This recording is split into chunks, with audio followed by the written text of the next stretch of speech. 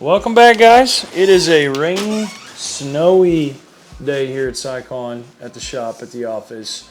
Working on, you're going to hear some banging and rattling in the background. We're working on a couple of the trucks. Pretty rainy the last couple of days. We're having a couple of rounds of winter weather, like here in Arkansas. Our average is 8 inches of snow. We've already had a snow removal video, etc. But today we're talking about certifications. Certificates, whatever you want to call it, certs, or what you think you might need to have to do excavation and utility work. There is, if you're going to do public utility infrastructure, some licenses that you need to know about before you get yourself in trouble. I had no idea about these licenses from the get-go until I started talking to mentors and folks that I know and I trust. I had no idea about them.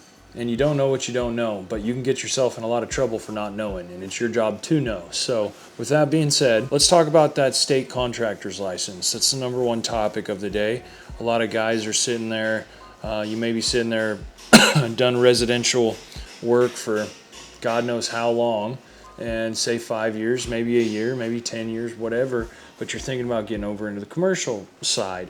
And we're located here in Arkansas, and I do believe, you guys can fact check me, and I know you will in the comments below, I think it's 50,000 labor and material, a bid limit that the contractor's licensing board allows a subcontractor to bid to a general contractor without having a state level contractor's license. Most of the time when projects get that large, and anytime you're talking with utilities, just about, unless you're working with a direct guy that you know very, very well as a subcontractor under his license. I've done that in the past with folks that I've known to get where I'm at, there's no doubt about it.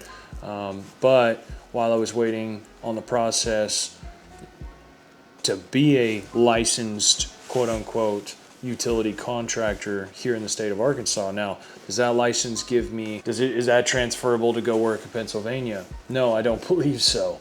I think it's a state level contractor's license that you have to procure in any state that you go and work in.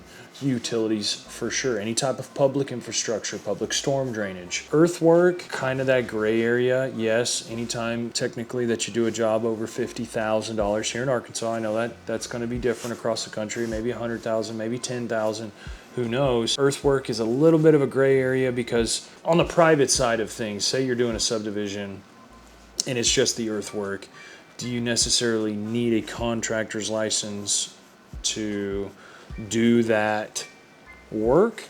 Technically, no. If your labor your labor contract is less than $50,000. It's kind of a booger of a process to obtain. You need to reach out at your state level, just jump online, go to Google, don't go to a bunch of Facebook groups and hearsay, and it changes all the time, okay?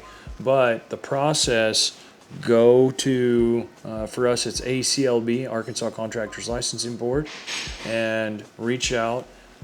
Hey, I think there's a tab on there, how to apply for your contractor's license. Start reading, then hit YouTube and Google and see where people may have hit roadblocks along the way. Reach out to some of your mentors that hopefully have this license already and can walk you through the process. Normally there is a test involved, meaning you've got to go to a state level facility, certified facility, and take their state standardized tests for whatever division. And I'm a utility and earthwork guy. If you guys think you're going to take a test on utility and earthworks, you're not. You're going to take a test on HR laws, business law, and things to keep you out of trouble. But if you just literally take the packet, get the book off of online, there's going to be a book with tabs, and whatever sections you're going to take the test on, you study that book, you will pass that test. There's no doubt about it. Shout out to Trebo during our podcast at bluecollarbusinesspodcast.com or any of the socials, small plug, shameless. Trebo was talking about how he was sitting there, a certified, educated doctor failed the test right next to him as he failed the test. We're high school educated folks. 9 chances out of 10, there's some of you that I know that have degrees, construction management, business, whatever. Kudos to you guys, but I did not when I went to go take this test.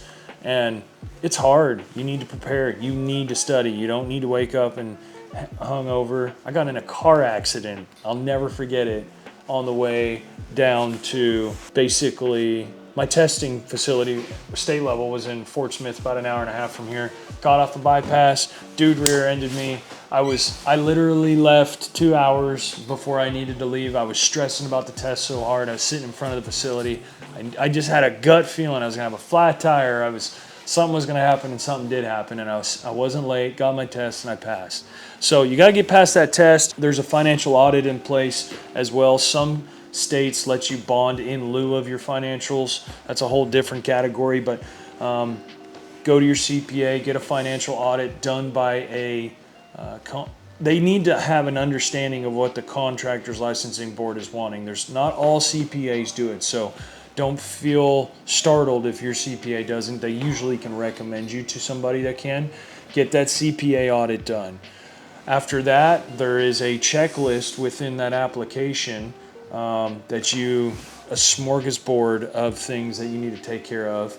But passing that test, there's also a bond in place with the state that they hold to make you a bonded and licensed contractor, per se. Yes and no. I mean, every job you do in the utility world, especially around here, has got P&P bonds and bonds in place for public infrastructure. That's a whole different ballgame. But there will be some type of bond, surety bond, that you put in place with your contractor's license. And you need to protect that license once you do obtain it. Like, don't just put yourself in situations I have before that I wasn't thinking clearly because I just wanted that contract, but things that go against that license because whether GCs or a certain individual puts you in a certain position, you have got to protect that license. It tells you whether you can go to work on Monday or not, right? That'd probably be ranking number 1 that you guys are all staring there looking at me. What's it take? How to scale? Getting that contractor's license. All right, point number 2, I would say if you don't have your CDL, I know this one's more generic and working in the business rather than working on the business, but you should definitely have your CDL. I can't tell you how many times I've been put in a position where I've got to jump in a truck or dump truck or low boy or whatever it takes to go and make sure that we can get done what we said we could get done that day. You don't need to be relying on a commercial driver that works for you to get it done. I promise you, there's dirt outfits out there that the owner has never had the CDL. I'm telling you what's worked for me, and that's certifications that I think are necessary to keep doing what I'm doing. Back then, I hauled a lot of equipment. Everybody's trying to avoid the CDL. Guys, when you're young, if there's a CDL school, whatever the case may be, take advantage of that situation and make it happen. Get your CDL, obtain it, and again, protect it. Those CDL schools, before you guys jump into owning your own business, CDL schools wouldn't be a bad place to get it. Not talking like an 8-9 week long process, but there's places out there that after you get your written test, you can, within a week, obtain your CDL. I wouldn't recommend sending fleet drivers to those schools, if you know what I mean. But if you're the owner, you're needing a way to obtain that CDL before you're walking in the shoes and being able to make everything happen. Those schools aren't a bad little option. You can also, most likely, if you're in this business, you got a buddy with a truck and trailer, talk him into spending a little time on Saturday and putting a little fuel in his truck and taking care of it, maybe practicing around his yard. Maybe you can talk him into renting your truck and his truck and trailer to take your test in. That's probably another heightened. I have a note here to talk about water and sewer license. That's where I started. I started at the municipality side of things. It's a health department license that you really won't use on the contractor side of things. Sorry, you municipality guys. The contractor's license usually takes care of anything new install wise, and you don't have to worry about water license because you're not working on active live water mains without the direction of the entity. Hopefully. Don't be doing that if you are. That's a no-no. Talk about protecting that license, right? But I do have my water and sewer license that I obtained through the municipalities on my way through. that I have kept up with my continued education every single year, do district meetings. I usually just go to the large convention and get most of my hours here in the state, but if I encourage you guys, I know there's a few of you that have pinged me that have your municipal state level license, but that contractor's license is going to obviously hold much more weight in the contractor side of things. I know that sounds so elementary, but it's nice if you're going to work for somebody that can use your license. That's one thing, but that experience that you have earning that municipal license can serve you leaps and bounds jumping over to the contractor side of things and having that experience around certain different main break situations or service line upgrades or whatever it have be. So I didn't want to detour any of you guys that already have your municipal side. Wanted to encourage you guys, if you're just jumping over, do some residential work, get a feel for business, and if you want to start doing bigger projects, get that contractor's license and obtain. If you guys have any questions, feel free, drop comments down below, and we'll try and make videos out of them. There's some members only content as well that I go a little bit further behind the scenes. Guys, I appreciate coming back for another video. We've been very, very busy the start of this year, working on a few trucks here at the shop, getting a few machines rocked and ready to roll.